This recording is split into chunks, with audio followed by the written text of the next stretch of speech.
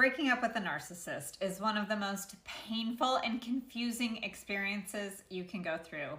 You might feel stuck, you might question your self-worth, and you might be doubting your ability to move forward.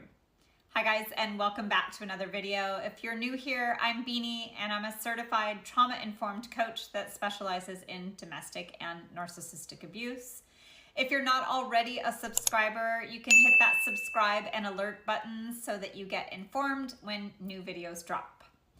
So weekends and holiday times meant for rest and celebration can feel like the hardest moments to endure. But here's the truth. You are not stuck. You have the power to heal, grow, and thrive. And as we finished kind of the first of the holiday season and we're fast approaching lots more, I want to talk a little bit about how lonely things can feel when you are in the beginning stages of getting used to your own new normal.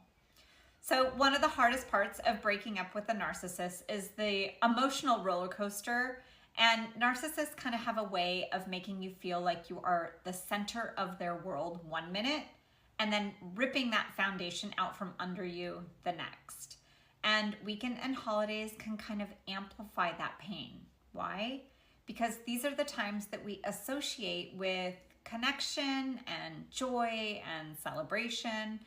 And if you've shared these moments with a narcissist, then their absence really leaves a void.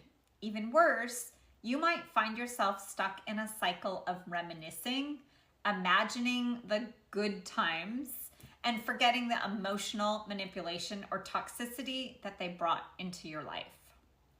Our brain has a way of believing whatever it is that we tell it to believe. And sometimes we tell ourselves that things were better than they really were just to avoid the current pain of our loneliness. Here's the key. Understand that what you miss is the illusion of the relationship. The good times were often just kind of strategically created to keep you hooked, which is why I talk so much about absolute acceptance and all the strategies to help you get there in my one-on-one coaching program.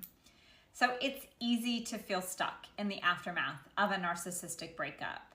You might feel like you'll never move past the pain. But let me say this loud and clear. You are not stuck.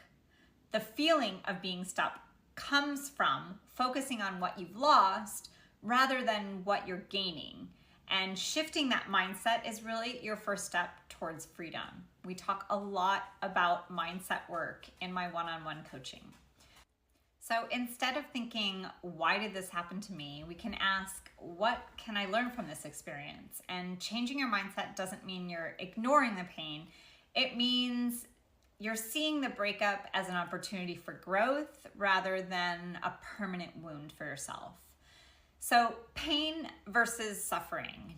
I think it's really important that we know the difference because pain is inevitable. It's the raw emotion you feel after a breakup, the sadness, the anger, the betrayal.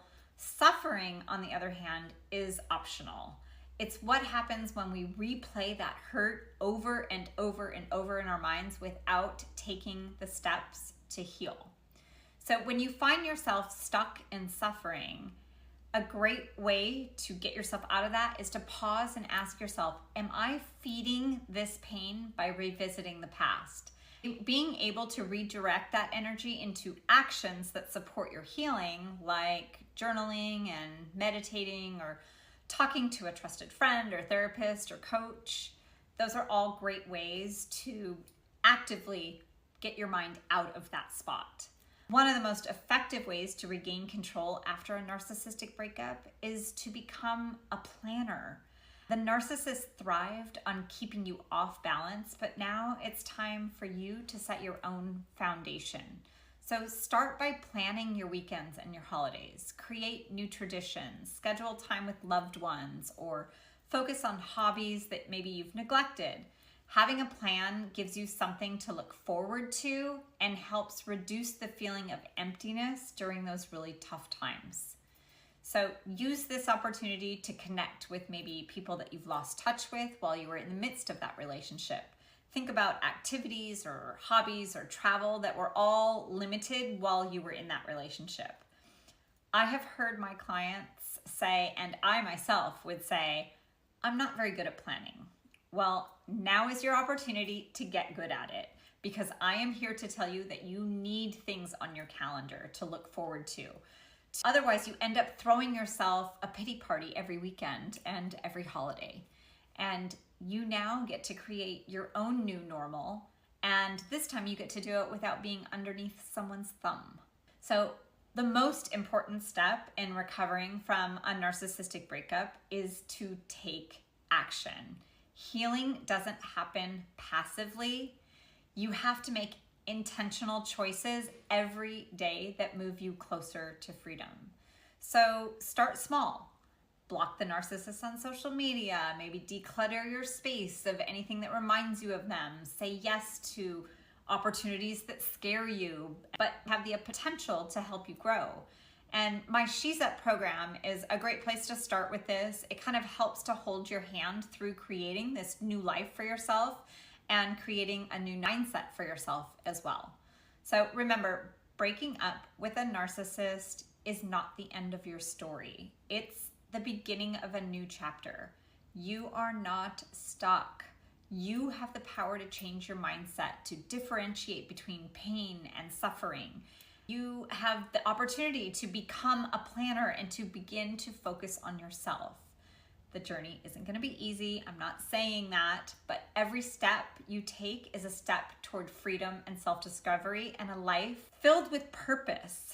And you can do this. I know you can.